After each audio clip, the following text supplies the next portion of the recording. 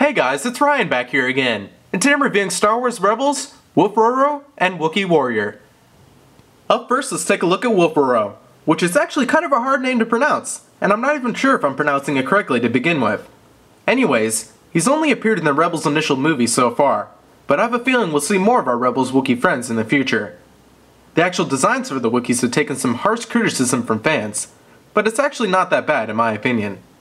And that reflects onto the figures as well, which actually have quite a bit of nice sculpting work for their fur. The body proportions, especially for this particular character, are a little bit odd, but the paint applications round it off and complete the overall look, as if the characters jumped right out of the TV and right onto your shelves. The head sculpt's a little bit odd looking too, but looking past the overall shape you can see that the paint applications for his eyes are perfect, and that also applies to the detailing for his mouth too. The sculpt work for the hair is top notch, just like the rest of the figure, and there's tons of paint detail in it as well.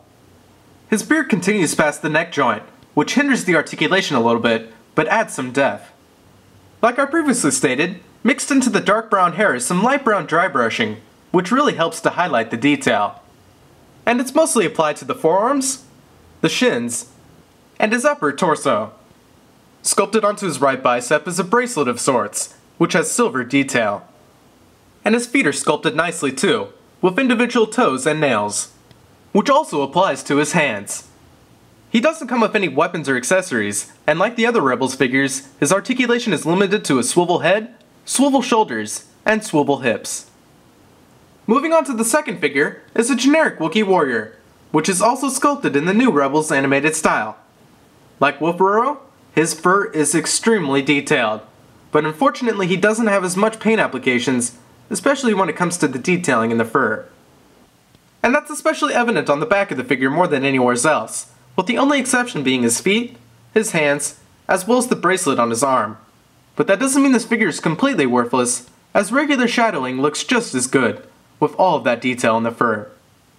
If there's one thing Hasbro's doing right with the Rebels line, it's how perfect what little paint application there is, as I've yet to see a figure with crooked eyes or paint spilling outside the lines, with this figure being a great example of that.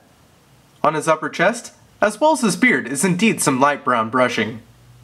Sculpted onto his left bicep is a bracelet, which is painted in gray. And his hands, as well as his feet, are painted in darker brown. He doesn't come with any weapons or accessories either, but his articulation includes a swivel head, swivel shoulders, and swivel hips. Overall, for about $10 these figures may seem a little lackluster to some, but we've barely gotten any new Wookiees from Hasbro in ages, so a little something is better than nothing. In my opinion, additional articulation would have only hurt the sculpts in these figures, so they're perfect just as they are. And I think it's great that we're getting some variety in this line, seeing how little figures that we're actually getting. So if you're collecting this Rebels line, definitely pick these up, but otherwise, it's probably an easy pass for you. I hope you all enjoyed this review, and I look forward to seeing you in the next one.